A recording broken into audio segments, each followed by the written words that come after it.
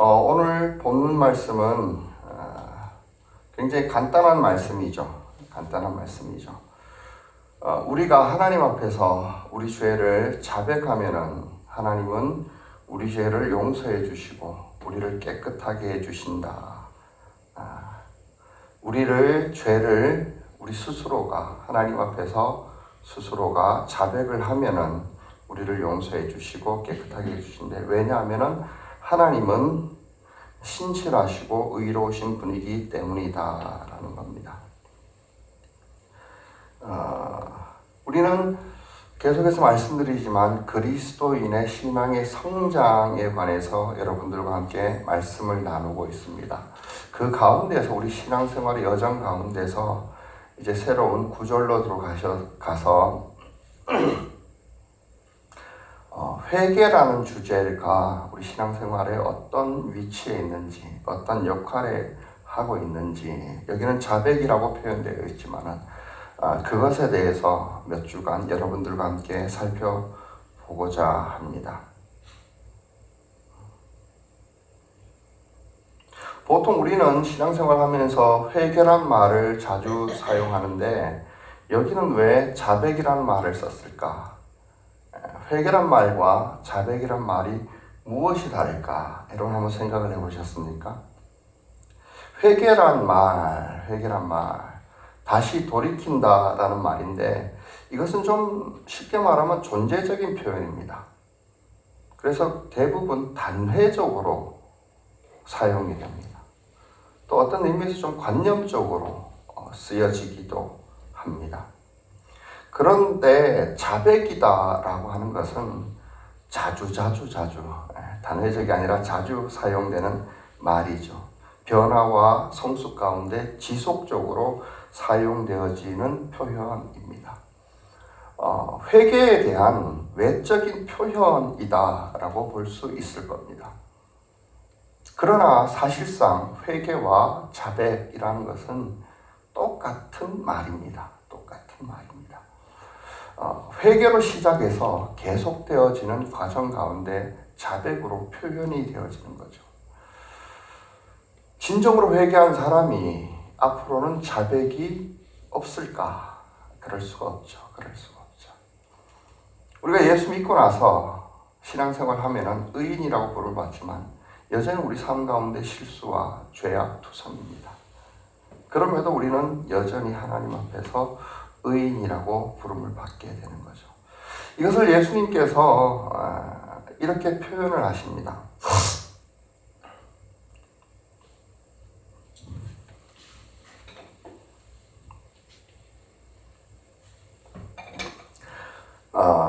세족식 많이 얘기를 들어보셨죠?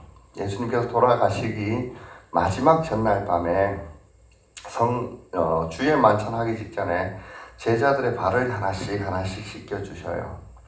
그럴 때 베드로 차례가 오자 베드로가 이렇게 말합니다. 예수님은 아니 어떻게 하나님의 아들이시고 선생님이 되시는데 내 윗사람인데 어떻게 감히 종이라 하는 일인데 내 발을 씻길 수가 있겠습니까? 안 됩니다. 굳고 말립니다. 그럴 때 예수님께서 엄하게 이런 말씀을 하십니다. 내가 지금 네 발을 씻겨주지 않으면은 이게 상당히 영적인 의미가 있는 행위였기 때문에 그래요. 씻겨주지 않으면 너 나하고 상관이 없을 거야. 이렇게 얘기를 해요. 넌 나와 상관이 없어. 그 말에 깜짝 놀랐던지 베드로는 그렇습니까? 그러면은 내 발뿐만이 아니라 온 몸을 다 씻겨주십시오. 이렇게 얘기를 한 거예요. 그때 예수님이 뭐라고 얘기했는지 잘 들어보시기 바랍니다. 예수님 이런 말을 해요. 이미 목욕을 한 사람은 다시는 목욕할 필요가 없어. 또 목욕할 필요가 없고 다만 잠깐 밖에 나갔다가 왔으니 발만 씻자. 이런 식으로 얘기를 해요. 무슨 말이냐? 우리가 하나님 앞에 예수를 믿었으면 의인이 되는 거예요. 그러나 이 땅에 살아가는 동안에 이 지저분 땅에 왔다 갔다 그러면서 발에 때를 묻기 때문에 잠깐 외출했다 돌아오면서 발 정도는 씻어야 된다. 이런 얘기예요. 그 모든 행위를 이 발 씻는 것을 자백으로, 회개라는 것을 목욕으로 표현을 이렇게 하고 있다라는 겁니다. 그래서 회개한 사람이 자백할 필요가 없는가? 분명히 있죠. 그리고 진정으로 회개한 사람은 매일매일 또한 자백이 이어집니다. 그래서 이단 같은 경우, 특히 구원파 같은 경우는 야, 하나님께서는 우리의 죄를 용서해 주셨는데 과거의 모든 죄를 용서해 주셨을 뿐만 아니라 지금의 모든 죄를 용서해 주셨고 앞으로의 모든 죄도 이미 큰 사랑으로 용서해 주셨는데 이제 우리에게 회개가 뭔 필요가 있느냐. 죄를 지어도 우리 마음에 죄책감이 있고 깨름직함이 있고 그런 거지만 그거는 믿음이 부족하기 때문이야. 아멘 하면 되는 거지. 이제 더 이상 회개할 필요가 없어. 이게 맞는 얘기일까요? 틀린 얘기일까요? 틀린 얘기예요. 회개한 사람은 자백을 해야 됩니다. 자백을 해야 됩니다. 왜 그런지 어떤 의미인지 제가 지금부터 설명을 합니다. 그리고 이건 굉장히 중요한 이야기입니다. 그래서 그에 대해서 어떤 서론에 해당하는 부분을 여러분들과 함께 나누고 싶습니다. 여러분, 우리의 신앙생활이라는 것이 어떻게 시작이 됩니까? 신앙생활이라는 것이. 신앙생활이란 우리는 당연히 믿음으로 시작되죠. 지난 시간에 얘기한 것처럼 우리는 믿음으로 예수 그리스도를 믿음으로 말미암아 예수와 하나가 됩니다. 예수 그리스도를 영접함으로 예수 그리스도와 하나가 됩니다. 그야말로 예수님의 말씀대로 예수 그리스도 안에 또한 예수님 안에 또 우리 서로가 하나가 됨으로써 교회를 이루고 연합을 이루어서 완전히 새로운 모습으로 거듭나게 되는 거죠. 이 모든 것은 유일하게 한 방법, 우리가 하나님과 하나가 되는, 예수님과 하나가 되는 유일한 방법은 성경에 단 하나, 그것을 믿음이라고 표현이 됩니다. 믿음, 한 방법인데 여러 가지로 표현이 된다고 했죠. 영접했다거나 연합이라거나 여러 가지로 표현이 있다라고 했습니다. 어찌됐든 믿음이라는 겁니다. 그러나 이것이 영지주의에 말하는 것처럼 수많은 이단들에게 말한 것처럼 관념적이 되면서 문제가 커요. 또 수많은 사람들이 신앙생활하면서 오해하는 것이 자꾸 지식으로 교리로 문자로 해갖고 멈춰버리는 것이 큰일이에요. 예전에 믿었으니 끝난 거예요. 이론적으로 믿었으니 생활과는 관련이 없는 거예요. 마음으로 믿었으니 겉으로 표현하지 않아도 상관이 없다라는 거예요. 일주일에 한 번 예배를 드리니 내 삶하고는 연관 짓지 않아도 되는가는 거예요. 이게 이단이에요. 여러분, 우리는 믿음으로 연합한다라고 했을 때 우리는 믿음으로 신앙생활이 시작되어졌고요. 그리고 우리는 믿음으로 그 길을 걸어가고요. 우리는 그 믿음으로 하늘나라를 바라보고요. 그쪽 방향으로 걸어가다가 마침내 죽음을 넘어서 완성하는 거예요. 믿는다라고 하면서 실제로 걸어가는 방향은 지옥이에요. 이게 잘못된 신앙이라는 거예요. 여러분, 우리가 서울로 가야 되는데 여기서 기차를 탔어요. 그 기차를 이미 서울로 가는 게 아니라 부산 방향으로 잘못 탔어요. 근데 그 기차 안에서 서울 방향의 지도를 보고 있어요. 그럼 도착하면 어디일까요?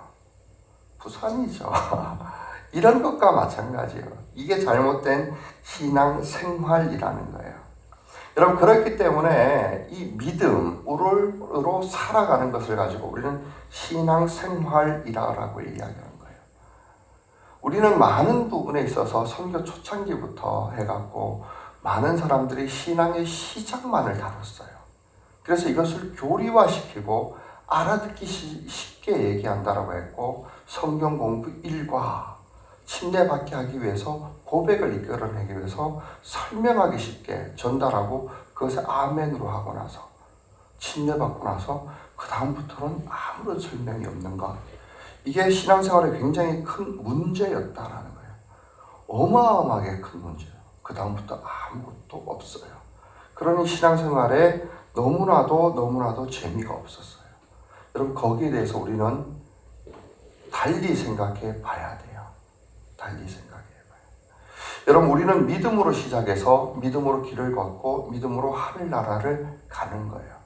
내 모든 생활에서 천국이 시작되고 넓혀져가고 완성되어져 간다라는 말이에요. 그런데 말입니다. 우리 그리스도인들은 정확하게, 이거 굉장히 중요합니다. 굉장히 중요합니다. 무엇을 믿습니까? 무엇을 믿어요? 여러분, 무엇을 믿었기 때문에 신앙생활합니까? 예수님. 그죠? 예수님이죠. 예수님. 예수님의 부활도 마찬가지. 예수님의 태어나심과 예수님의 죽으심과 예수님의 부활, 예수님의 삶 전부죠. 그리고 예수님은 오늘 본문에서 말한 이 요한은 무엇으로 표현하고 있습니까? 말씀이라고 표현하고 있죠. 말씀이라고. 말씀이 육신이 되어 우리 가운데 사셨다, 이렇게 표현하고 있죠. 여러분, 우리는 정확하게 말씀을 믿습니다. 말씀을 믿습니다. 그렇기 때문에 우리를 예수 믿는 사람 혹은 그리스도인이다라고 말합니다. 여러분, 이게 얼마나 중요한 거냐면은 사람은 동물과 다른 게 자기 본능으로 살아가지 않아요. 본능으로 살아간다는 것은 믿음 없이 살아가는 거예요. 그죠? 본능은 믿는 게 아닙니다. 그냥 본능이 자기를 끌어가는 거예요. 사람은 믿음 없이 살아갈 수 없어요. 그런데 예수 믿기 전에는 무엇을 믿었을까요?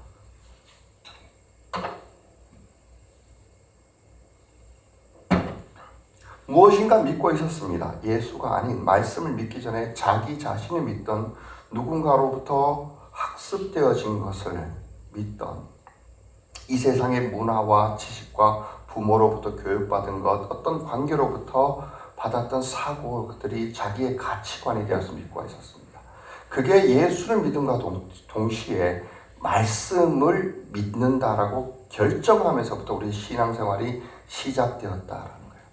자꾸 말씀 그러니까 이걸 관념으로 생각하는데요.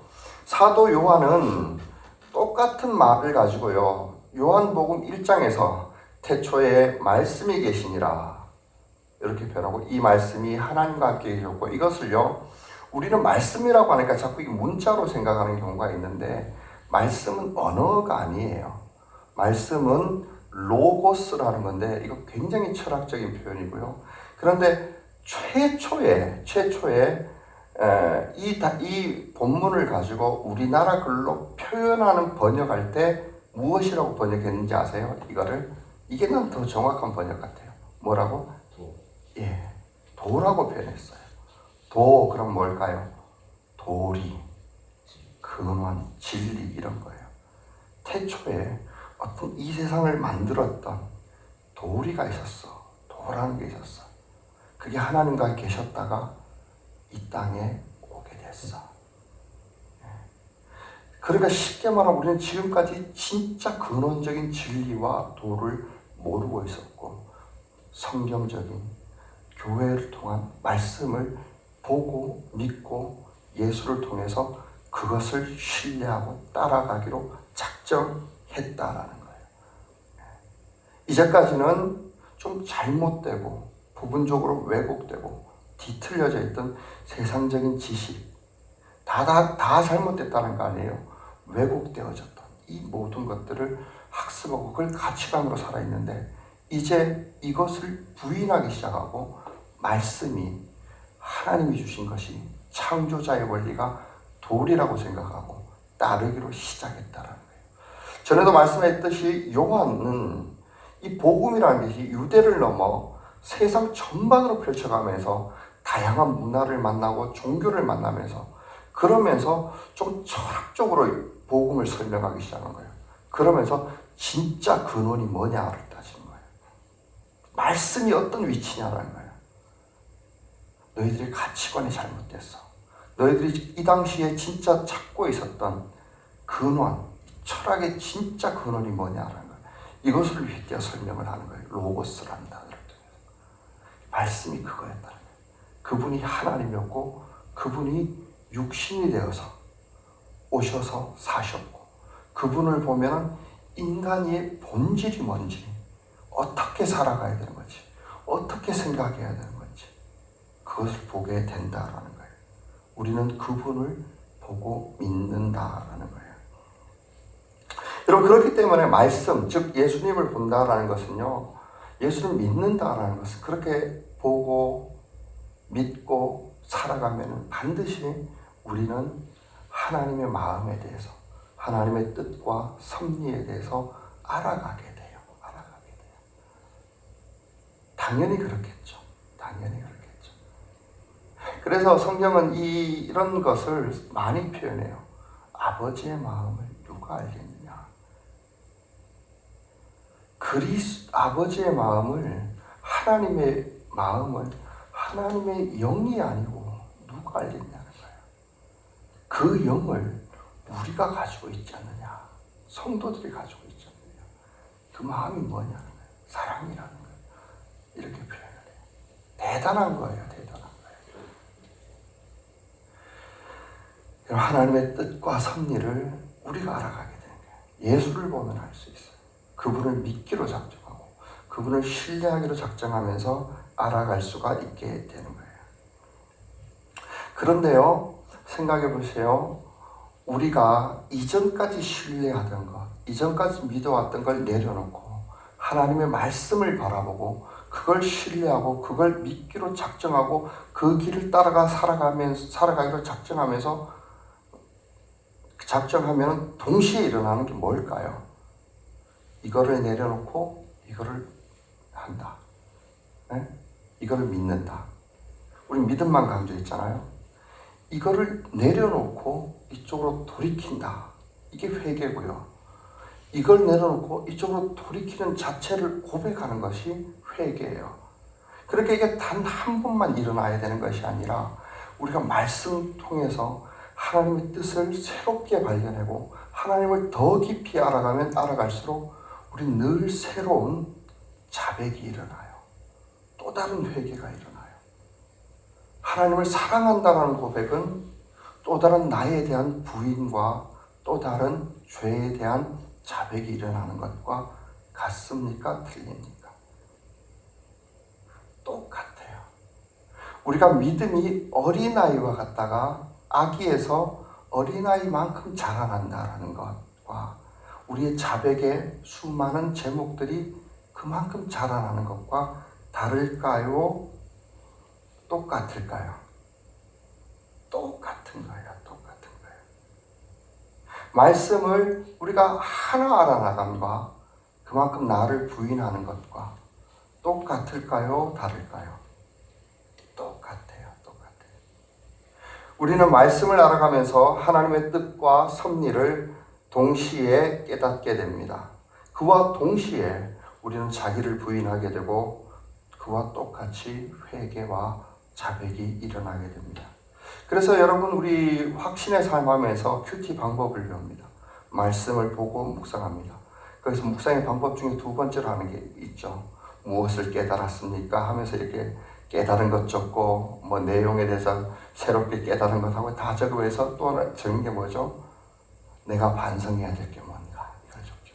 그것들이 나를 부인하고 하나님을 새롭게 하는 것과 같은 거예요. 그래서 늘 그것이 있어야 돼요. 그것이 진정한 나의 성장과 변화를 가져오게 된다는 겁니다. 여러분, 우리가 하나님의 뜻을 안다라는 것은 반드시 나의 뜻과 나의 생각, 나의 삶을 되돌아보게 되는 겁니다. 그리고 하나님의 말씀과 그 뜻이 참됨을 인정하게 되는 것이고 그 안에서 갈등하지만 선택하게 되는 것입니다. 나를 부인하고 하나님의 말씀과 그 뜻을 인정하는 것, 그리고 거기로 돌아서는 것, 그게 회개입니다. 많은 사람들이 이것을 인정하려 하지 않아요. 그게 진짜 예수 믿는 게 아니에요. 그냥 말씀 듣고 좋았다. 끝. 그러면요, 절대로 은혜 받는 게 아니에요. 반드시 자기를 부인하고 돌이키고 내가 이것이 잘못되었으니 하나님 그러나 당신이 옳습니다. 시편의 많은 부분의 시인들이 얘기했던 것처럼 하나님의 말씀은 답니다라고 하는 것은 오묘합니다라고 하는 것은 내 삶이 그만큼 쓴 뿌리가 있었습니다. 내 삶이 그만큼 지저분했습니다. 내 삶이 그만큼 실수가 많았습니다라는 그만큼의 인정이 있는 거예요. 제 얘기가 맞죠? 맞죠.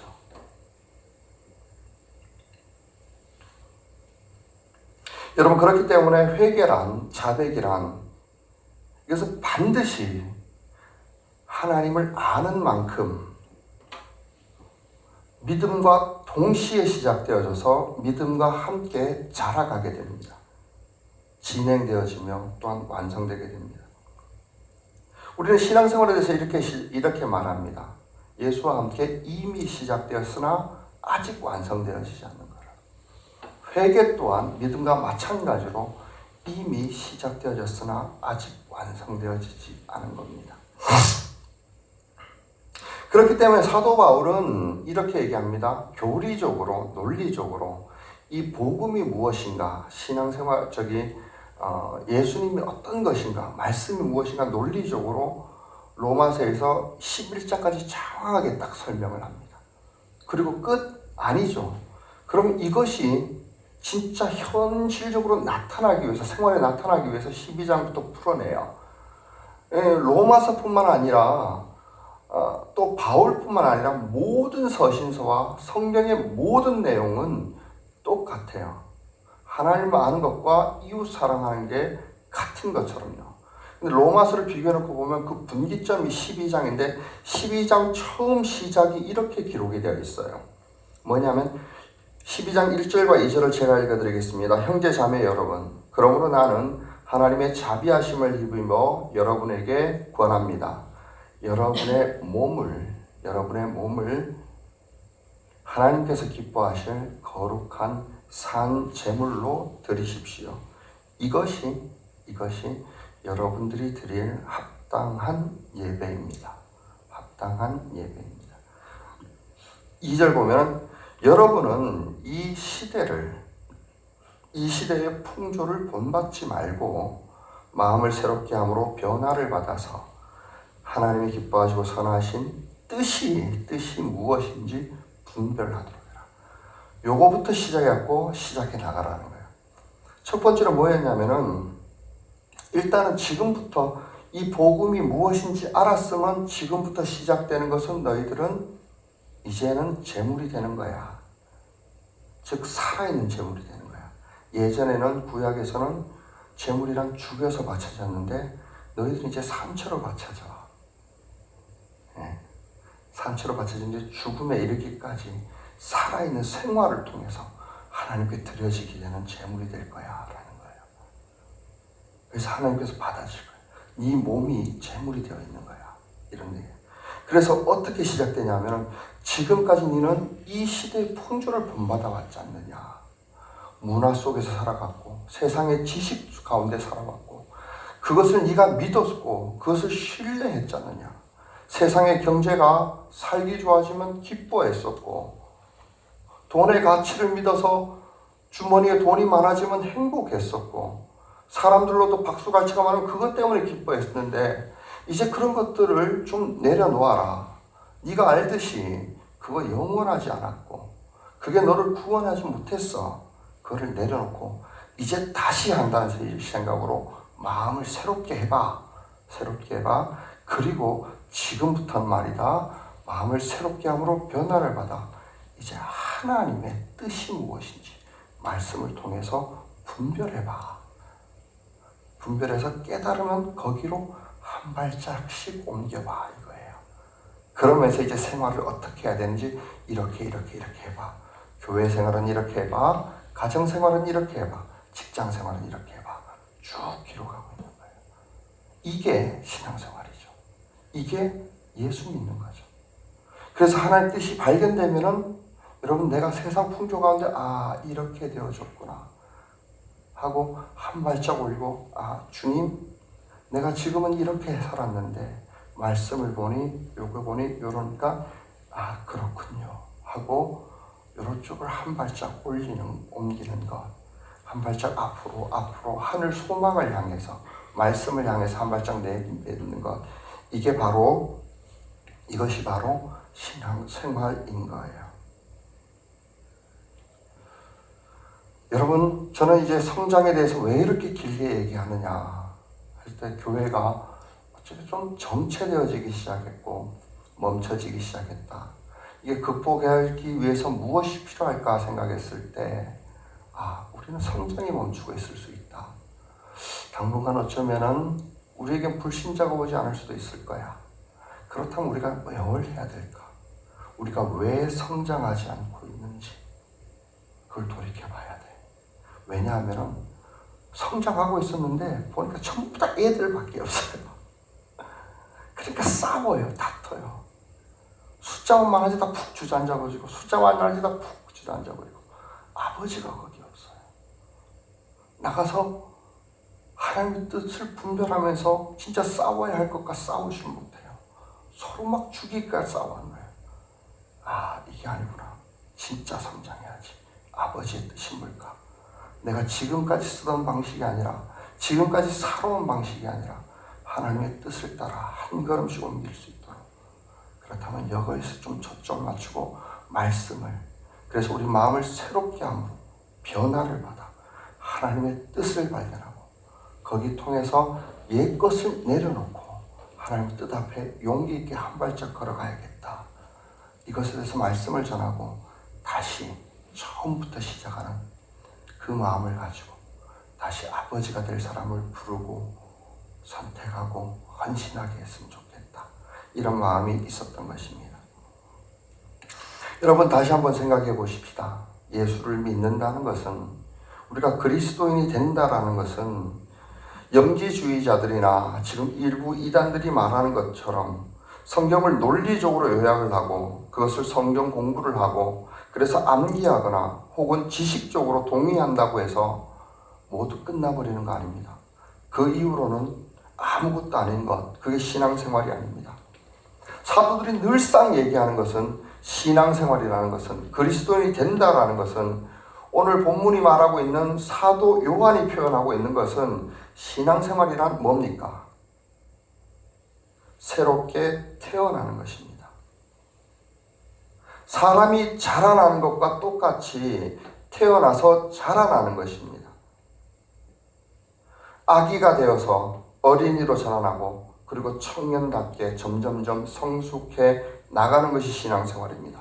그러다가 어느새 아버지가 되어져 가고 이제 아비의 심정으로 세상과 사람을 바라보며 그들을 위해서 세상과 사람을 사랑하며 섬겨주며 비로소 예수의 마음을 알아가고 예수를 닮아가는 사람이 되어가는 것. 여러분, 그게 신앙생활이지요. 사람이 태어나서 어른이 되어가면서 우리가 철이 들어가듯이 말입니다. 그리스도인도 성숙해 가면서 하나님을 점점 알아가고 그분의 뜻을 헤아려 보고 그러면서 점점점 하나님 안에서 자신이 새롭게 되어지는 자신을 발견해 가는 겁니다. 자신이 지금까지 살아온 역사와 족적을 돌아보며 자신의 헛된 가치관이 있다면 되돌아보게 되고 그 속에 자기의 뒤틀린 자아와 과거의 아픔과 상처와 죄악들의 본성이 발견되기도 하고 그러다가 주저앉아서 울기도 하지만 마침내 부활하신 주님과 그 능력을 믿고 다시 일어나며 또다시 자기와 본성과 세상의 악함을 가지고 싸워가며 또 기도하기도 하고 그러다가 또 아버지 하나님의 마음을 알아가고 긍휼을 또한 섬김을 세상에 베풀고 살아가는 것. 여러분, 이것이 예수의 마음이었던 것입니다. 그야말로 우리는 예수의 가르침대로 형제를 섬기며 서로 돕고 하늘나라의 소망을 바라보고 서로 사랑하고 그렇게 점점점 어른이 되어가고 아버지가 되어가는 것. 여러분, 이게 바로 이전과 달랐던 마음을 새롭게 함으로 변화를 받아 새 사람이 되어가는 것. 여러분, 이게 신앙생활이 시작되어져서 아기에서 어른에서 청년이 되어져서 아이가 되어가는 것. 이게 신앙생활입니다. 이런 것이 신앙생활이라면은 여러분 마찬가지로 이 모든 신앙생활 모든 가정 가운데 자백이라고 하는 것은 믿음과 함께 시작해서 우리의 소망의 천국에 이르기까지 계속되어져 가야 하는 것입니다. 좀 복잡한 것 같지만 단순합니다. 복잡할 때는 왜 복잡하냐면 우리의 믿음의 근거를 세상에 변화되어질 세상에 두기 때문인데 변하지 않을 절대적인 하나님과 그 말씀에 둔다면 단순해지는 겁니다. 나를 부인하고 하나님을 바라보고 그리로 한 발짝씩 옮기면 됩니다. 그리스도인이란 하나님을 믿고 살기로 작정한 사람들입니다. 그렇게 사는 사람입니다. 그렇기 때문에 필연적으로 살다가 우리는 점점점 철이 들어가게 되고 분명하게 하나님의 뜻과 마음을 알아가게 됩니다. 아이가 자라면서 부모의 마음을 알아가게 되듯이 그리스도인도 늘 성숙해가면서 하나님의 모습을 더 분명하게 발견하게 되고 고백하게 됩니다. 우리의 믿음이 새롭게 되어져 가는 것이고 믿음이 자라가게 되는 것입니다. 여러분 하나님의 뜻을 하나님의 마음을 점점 알아가게 된다는 것, 그와 동시에 일어나게 되는 것은 우리가 얼마나 연약한지, 얼마나 많은 실수가 있는지, 얼마나 많이 악한지, 내 과거에 얼마나 많은 아픔과 상처가 있는지, 또 내가 얼마나 할 수 없는 연약한 사람인지 깨달아가는 것일 수도 있는 것입니다. 이것은 마치 빛 대신 하나님 앞에 점점점 밝은 곳에 가까이 가면 갈수록 어둠 속에 드러나지 않고 있던 그리고 숨기고 싶었던 나의 추함과 알 수 없었던 내 마음의 쓴뿌리들이 하나씩 드러나는 것과 마찬가지입니다. 그러나 그럼에도 불구하고 우리는 하나님 앞으로 한 걸음씩 가는 것을 멈출 수 없습니다.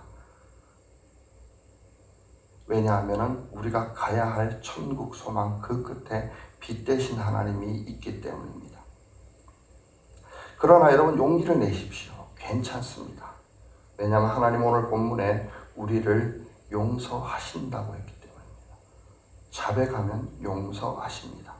하나님은 신실하고 의로우신 분이라서 우리를 용서하시고 모든 불의에서 깨끗게 해 주시기 때문입니다. 여러분 절대로 자기를 내려놓고 부인하는 것 멈추지 마십시오.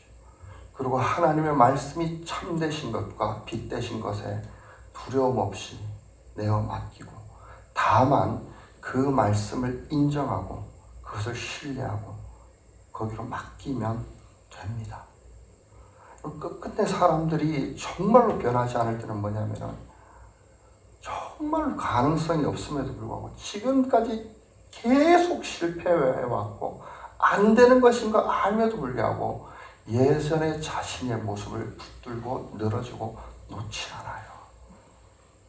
그것 때문에 내 정말로 사랑하는 사람이 끝끝내 상처받고 있는데도 아파하고 있는데도 불구하고 포기를 못해요. 왜요? 놓으면은 불안해요. 두려워요. 그런 사람은 대부분 말씀을 발견하지 못했기 때문에 그래요. 기댈 곳이 없는 거예요. 말씀을 발견한 사람은 그것으로 기대기 위해서는 이쪽으로 기대고 있는 걸 놔야만 해요. 놓고 여기가 맞습니다 하고 기대면 돼요. 그래서 요한 1서에 요한은 이렇게 기록을 했습니다. 사랑에는 두려움이 없나니, 이렇게 표현해요.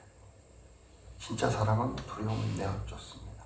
왜냐하면 빛 대신 하나님 앞에 가면 자기가 수치스러움이 드러나게 되지만은 하나님은 우리를 심판하시는 게 목적이 아니라 언제나 우리를 구하기 위해서 사랑이기 때문에 그래요. 물론 우리의 추함과 우리의 더러움이 더 많이 계속해서 드러날 거예요. 그러나 여러분 성경에서 늘 얘기하고 싶었던 게 뭔지 아세요? 하나님의 심판이 넘쳐 흘렀다라고 표현되어 있는 거 봤습니까? 하나님의 정의로움이 넘쳤다고 표현되어 있는 거 맞습니까? 아니에요. 그것은 언제나 정확하다라고 표현이 되어 있어요. 한치의 오차도 없다고 표현되어 있어요. 그러나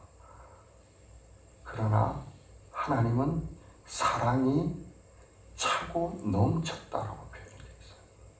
흘러 넘쳤다라고 표현되어 있어요. 사랑하고도 남았다라고 표현이 되어 있어요. 그것만큼. 그래도 언제나 기대면 되는 거예요. 그래서 여기에 대해서 우리가 한번 생각해 봅시다. 많은 사람들이 자기를 신뢰하고 있기 때문에 이 자체로도 말씀을 왜곡해 버리는 거예요. 세상을 믿고 있기 때문에 말씀을 무시해 버려요. 여러분, 자기를 믿고 고집하는 말씀은 언제나 가벼워져요. 정말 그래요. 왜곡하고 가벼워져요. 말씀을 깊이 알지 못하기 때문에.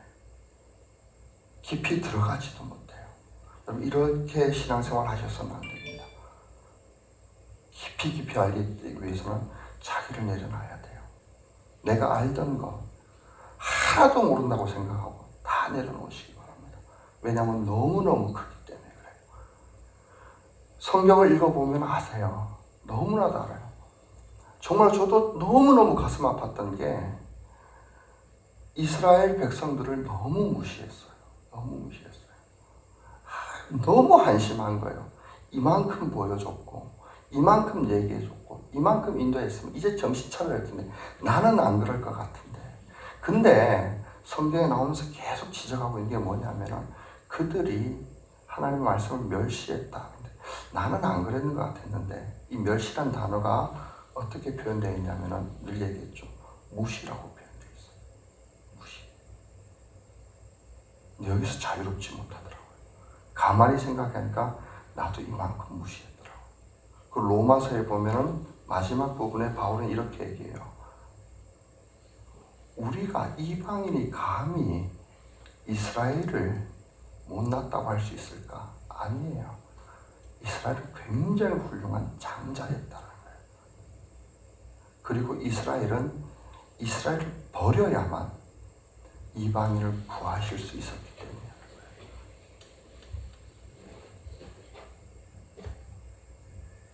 우리는 그들보다 훨씬 더 하나님의 말씀을 멸시했어요. 그렇기 때문에 내 입에서 불평과 불만이 있었어요. 원망을 하게 돼요. 그렇게 살아가는 것 같아요. 말씀의 본질을 바로 보고 거기에 기대해야 됩니다. 어떻게 해야 되는지 다음 시간에 얘기할 텐데 정답 먼저 알려드릴게요. 단순해요. 자백을 어떻게 해야 되는가? 하나님의 사랑에 기대면 됩니다. 그것밖에 없어요. 하나님의 사랑을 우리가 만나지 못하고 알지 못하면은 여러분 절대로 하나님 앞에 죄를 고백하지 못합니다. 그 사랑을 믿어야만 돼요. 오직 그거밖에 없어요. 여러분, 우리는 성경의 내용을 아직 몰라서 못 믿는다고 생각하지만 우리가 정말로 하나님에 대해서 모르는 거는요, 하나님의 율법을 모르는 게 아니에요. 그걸 다 외우지 못했던 게 아니에요. 하나님의 섭리를 다 모르기 때문도 아니고 하나님의 뜻을 다 모르기 때문도 아니에요. 그보다 정말로 우리가 모르는 거는요, 우리가 하나님에 대해서 정말로 모르는 거는 하나님의 사랑과 은혜라고 생각하지 않으십니까? 여러분, 성경 읽어가면서 제일 해석이 안 되는 거는요, 정말로 감히 해석이 안 되는 것은 하나님의 사랑과 은혜예요. 거기에 되면 항상 논리적으로 해석이 안 돼요. 저는 지금까지도 감히 세상에 어떤 인간도 해석 못했던 것이 이것 같아요. 아브라함이 자기 이삭을 죽이는 거, 제물로 바치는 거. 그거 말로 표현 못해요. 어떤 논리로 그것을 설교할 수 있습니까? 달란트 비유가 그래요. 아침 일찍 와서 일하고 5달란트 받은 사람이나 저녁 5시 와서 1시간 일하고 5달한테 받았는데 똑같이 받은 거. 우편 강도가 아무것도 한 것 없는데 구원받아 나는 거. 이건 뭐 어떻게 설교를 하겠으며 이해를 하겠으며 논리적으로 설명합니까? 여러분 그렇다 치고 넘어가서 그렇지 이건 성경적인 해석이 불가능해요. 근데 하나님의 사랑, 하나님의 은혜 이것이 충만하고 차고 넘쳤다 그러면 성경에 있는 모든 어류들은요 해석은 불가능하지만 이해가 돼요. 내가 새벽 날개를 치며 바다 끝에 거할지라도 거기서도 나의 주의 오른손이 건져낸다. 그보다 더 심한 것은 내가 음부에 거할지라도 나를 거기서도 끄집어낸다. 이거 논리적으로 신학적으로 해석은 불가능해요. 음부는 지옥인데. 근데 하나님의 사랑이면 가능해요. 사랑. 회개는 거기에 믿고 의지하는 거예요.